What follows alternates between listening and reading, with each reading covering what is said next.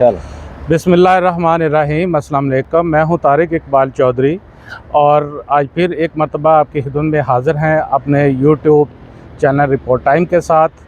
नाज़रीन, आज 2-3 major developments हुई हैं और बहुत बड़ी बड़ी डेवलपमेंट्स हैं जिनके बारे में हम बात करेंगे। हमारे साथ मौजूद हैं इमरान वसीम साहब, सीनियर जर्नलिस्ट हैं, सीनियर कोर्ट रिपोर्टर हैं। इनका काफ़ी तजर्बा है और ये अपने मिसाल आप हैं सुप्रीम कोर्ट बीट रिपोर्टिंग में। सबसे पहले तो ये है कि आपके साथ शेयर करें, पेशावर हाई कोर्ट का जजमेंट आया है जिसमें उन्होंने तहरीक इंसाफ को बल्ले का जो निशान है वो बहाल कर दिया है।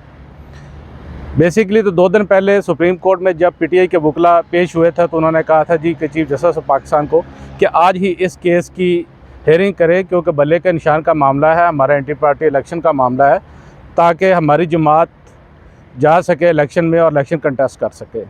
तो जिस पर 10 तारीख, आज जो 10 तारीख है, इसके लिए इस हेयरिंग को मुलतवी किया गया था। आज सुबह जब पीटीआई के वकला पेश हुए चीफ जस्टिस ऑफ पाकिस्तान के सामने तो उन्होंने अपनी पिटीशन को वापस ले लिया। मेरे ख्याल में उन्होंने इस पिटीशन को पेंडिंग इसलिए रखा था कि अगर पेशावर हाई कोर्ट में उनके केस की हेयरिंग नहीं होती तो फौरी तौर पर वो सुप्रीम कोर्ट में आ जाएँ और जो पेशावर हाई कोर्ट ने उनका स्टे ऑर्डर रिवोक किया था उसके ख़िलाफ़ इस केस की समाअत कर सकें। तो इमरान वसीम साहब, सबसे पहले तो बताइएगा, ये पीटीआई के वकला ने कोई स्मार्ट मूव नहीं की? किस हिसाब से? मैं स्मार्ट मूव तो देखें ना, अब मैं कहता हूँ कि ये एक उन्होंने एक्स्ट्रा चीज़ वो लेके आए सुप्रीम कोर्ट ऑफ पाकिस्तान में। ये 9 तारीख तो पहले से मुकर्रर थी, पेशावर हाई कोर्ट में डिवीज़न बेंच की तश्कील हो चुकी थी और मेरे ख्याल से गैर ज़रूरी तौर पे था कि आप जब सुप्रीम कोर्ट में लेके आते, सुप्रीम कोर्ट में अगर कल ये कंक्लूड ना होता, आज कंक्लूड ना होता, तो अगर सुप्रीम कोर्ट में आते तो सुप्रीम कोर्ट ने क्या कहना था? सुप्रीम कोर्ट में तो यही कहना था कि आप पेशावर हाई कोर्ट से फैसला लेके आए। स्क्वायर 1 पे उनकी पिटीशन चली गई थी 0 के ऊपर। नहीं, जब उनको पता था कि वो स्टे ऑर्डर जो रिवोक हुआ उसके ख़िलाफ़ आए हैं, उनकी एक जो मुतफर्रक दरख्वास्त यहाँ पर दायर की गई है और केस तो समाअत के लिए वहाँ पर फिक्स हो चुका था आज की तारीख के लिए, तो इसके बावजूद उन्होंने उस दिन अपनी पिटीशन वापस नहीं की। आज सुबह सुबह ऑल ऑफ सडन वो बेंच के सामने आए और उन्होंने कहा जी आप हमारी पिटीशन जो है उसको वापस कर दें। तो मेरे ख्याल में वकला काफ़ी स्मार्ट खेले। अब देखें ना कि जब पेशावर हाई कोर्ट में इन्होंने अगर सुप्रीम कोर्ट में आना था ना, इनको चाहिए क्या था? ये जब सुप्रीम कोर्ट में आना था तो फिर यहीं पे इस केस को कॉन्टेस्ट करते, यहीं पे चलाते, फिर पेशावर हाई कोर्ट में ना चलाते। लेकिन इनको पता था कि अगर हम सुप्रीम कोर्ट में चलाएंगे तो सुप्रीम कोर्ट भी यही कहेगी आप पेशावर हाई कोर्ट चले जाएँ। आपके सामने है, जब वो मुकदमा था लाहौर हाई कोर्ट वाला और उसके ऊपर इलेक्शन के हवाले से केपी और पंजाब के हवाले से नोटिस हुआ था, सुप्रीम कोर्ट ने क्या कहा था कि पहले लाहौर हाई कोर्ट को फैसला करने दें, पहले पेशावर हाई कोर्ट को फैसला करने दें। तो उस पर जज साहबान ने एतराज़ उठाया था 100 मीटर प्रोसीडिंग पर और फिर वो मामला अल्टीमेटली आपके सामने वो किसी करवट नहीं बैठ सका था। वो कहते हैं कि बेल मुंडे चढ़ना, वो बेल मुंडे नहीं चढ़ सकेगी। और मेरे ख्याल से बेहतर जैसे आज हुआ कि पेशावर हाई कोर्ट में कल भी दलाइल उन्होंने अपना डिसीजन दे दिया, एक बेहतर हो गया। पेशावर हाई कोर्ट ने इस पे अपना डिसीजन दे दिया है, पीटीआई को बल्ले का निशान मिल चुका है और बल्कि इलेक्शन कमीशन को उन्होंने ये हदायत भी जारी कर दी हैं कि इनका जो सर्टिफिकेट है वो इनको बहाल किया जाए ताकि वो अपना कंटेस्ट कर सकें। अब इन्होंने अवाम में जाना है, अवाम क्या फ़ैसला करती है ये तो उसी पर मुनहसर है। तो इमरान वसीम साहब, आपके साथ जो आज दूसरी एक ख़बर है सुप्रीम कोर्ट ऑफ पाकिस्तान के हवाले से, जो बड़ी ख़बर है, जस्टिस मज़हर अली अकबर नकवी उन्होंने आज रिज़ाइन कर दिया है। इससे पहले उन्होंने अपना सुप्रीम जुडिशल काउंसिल में एक जवाब भी जमा करवाया जिसमें उन्होंने बहुत सारी बातें की हैं। उन्होंने वहाँ पर उन्होंने कहा जी कि ये जो मेरे ख़िलाफ़ कार्रवाई है ये एक बिलाजुवाज़ कार्रवाई है और बेसिकली इस कार्रवाई के पीछे पीडीएम है। पीडीएम किस तरह से है? उन्होंने कहा जी कि जब पीडीएम की गवर्नमेंट थी तो Pakistan bar council prime minister से जाकर मिली थी, शहबाज शरीफ उस वक्त प्राइम मिनिस्टर थे, और उसी दिन उन्होंने आकर सुप्रीम कोर्ट में सुप्रीम जुडिशल काउंसिल में अपनी वो एक दरख्वास्त भी दायर कर दी थी जिसके ख़िलाफ़ उनके ख़िलाफ़ कार्रवाई शुरू हुई। इसके साथ कुछ और भी वो थे शिकायत कनिंदगान थे जिन्होंने उनके ख़िलाफ़ दरख्वास्त दायर की। जस्टिस मज़हर अली अकबर नकवी जिन्होंने आज रिज़ाइन कर दिया है, प्रेसिडेंट को उन्होंने अपना रिज़ाइन भिजवा दिया है। तो उससे पहले उन्होंने जो अपने ऊपर इल्ज़ामात लगाए थे उस हवाले से भी चंद बातें की। उन्होंने कहा जी कि मेरे पास जो प्लाट थे वो मैंने यहाँ तो ज़ाहिर किए थे अपने एसेट्स में, तो यहाँ मैंने उनकी पेमेंट की हुई थी और जो एक बिज़नेसमैन है जाहिद रफ़ीक, उन्होंने जो उनके बच्चों को प्लाट दिया उन्होंने कहा जी उससे मेरा कोई ताल्लुक़ नहीं है, मेरे दोनों बच्चे वो जो हैं वकील हैं तो अपने वो असासे जमा करवाते हैं तो वो जाने और वो उनका प्लाट जाने। क्या समझते हैं, ये आज की कोई मेजर मूव नहीं है?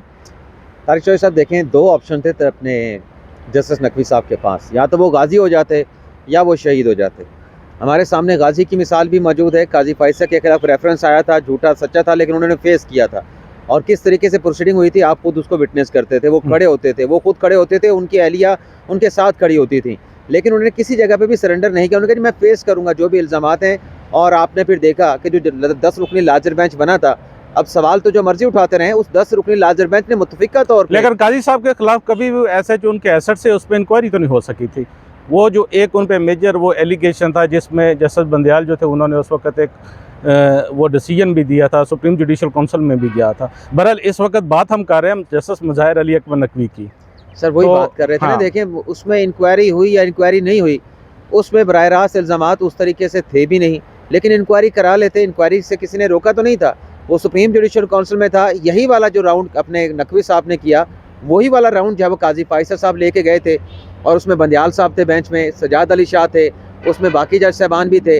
तो उन तमाम जज साहबान ने, मुनीब अख्तर भी थे उसमें जस्टिस मजहर आलम मियां खेल भी थे, उसमें काजी मोहम्मद अमीन भी थे। तमाम जज साहबान ने मुतफिका तौर पे फैसला दिया था कि ये रेफरेंस बनता नहीं है, ये रेफरेंस गैर कानूनी है, गैर आइनी है। और ये भी कहा गया था कि सदर साहब ने दूसरे तरीके से नहीं भिजवाया, उनके खिलाफ स्ट्रक्चर पास हुआ था। इससे पहले आपको याद होगा कि चीफ जस्टिस इफ्तिखार चौधरी साहब के खिलाफ भी रेफरेंस आया था। वहाँ पर भी उन्होंने सुप्रीम कोर्ट में पिटीशन दायर की थी। सुप्रीम कोर्ट से उनको स्टे ऑर्डर मिल गया था, जिसके पास सुप्रीम कोर्ट ने जस्टिस रमदे की सरबराही में लार्जर बेंच था, उसने इसकी हेयरिंग की थी और अल्टीमेटली उन्होंने रेफरेंस जो था उसको काश कर दिया था, खारिज कर दिया था। इनको कल स्टे ऑर्डर नहीं मिला। क्या समझते हैं कोई एसएच उनका, क्योंकि इसके बाद जस्टिस एजाजुल एहसन का भी एक नोट आया। आप थोड़ा सा टाइम देना था, आप बात पूरी होने नहीं देते, बात नहीं पूरी होने देते। आपके नाज़रीन को अगर कोई चीज़ समझानी है, मुझसे आपने जानना है तो पूरा सुने। फिर बात यह है कि जो उनके खिलाफ आया था, अपने इफ्तिखार चौधरी के खिलाफ, वो भी सुप्रीम कोर्ट ने सेटिसाइड किया था कि वो जिस तरीके से रेफरेंस आया था उन तमाम चीज़ों को बयान किया गया था उस फैसले में। वो फैसला आज भी मौजूद है, आप पढ़ सकते हैं।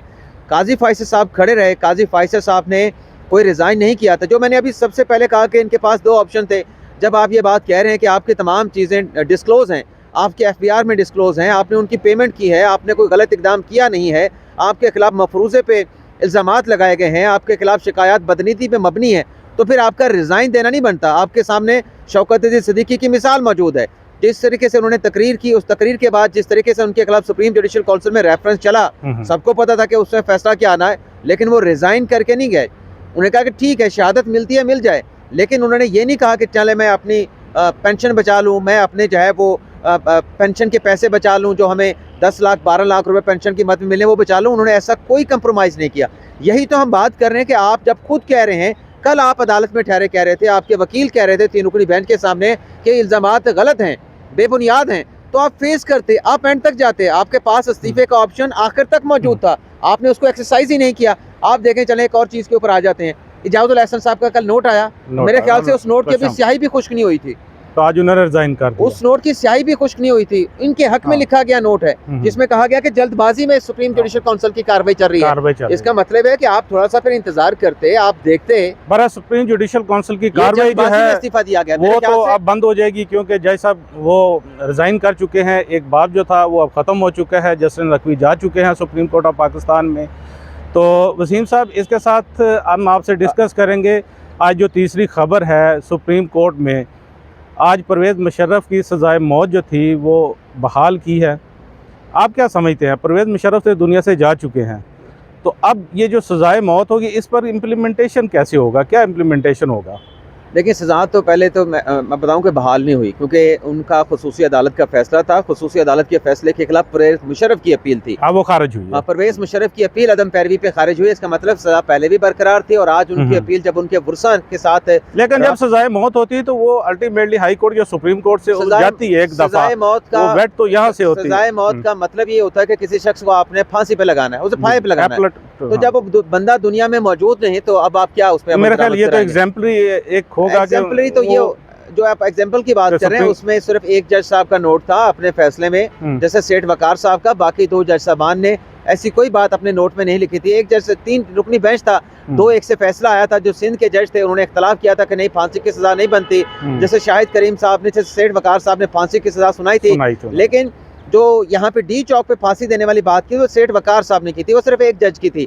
शाहिद करीम साहब ने अपने फैसले में ऐसी कोई बात भी नहीं लिखी थी और जो सेठ वकार साहब का नोट था उसको एंडोर्स भी नहीं किया था। इसके साथ हम आपसे एक डिस्कस करें, एक छोटी सी बल्कि बड़ी सारी खबर है। आज सुप्रीम कोर्ट ने अपना 9 मई वाला वो जो एक मिलिट्री कोर्ट्स में ट्रायल चलने वाला मामला है सिविलियंस का, उस बारे में अपना डिटेल ऑर्डर भी दे दिया है। खैर वो तो पहले ही जजमेंट आ चुकी है, सारा वो मीडिया पे आ चुका है, लोगों को उसका पता। आज उनका सिंपल ये है कि डिटेल ऑर्डर आया है जिसके ख़िलाफ़ एक बेंच बन चुकी है, लार्जर बेंच, जिसने उसके खिलाफ स्टे ऑर्डर भी जारी कर दिया है। ये केस तो खैर अभी वो लार्जर बेंच में चलेगा। इमरान मसीह साहब बहुत बहुत शुक्रिया आपका, थैंक यू वेरी मच। आपने बहुत खूबसूरत जो है वो हमारे नाजरीन को ये सारा आगाह किया, तफसील से बताया। इसके साथ इजाज़त दीजिए, अपना ख्याल रखिए, अल्लाह हाफिज़।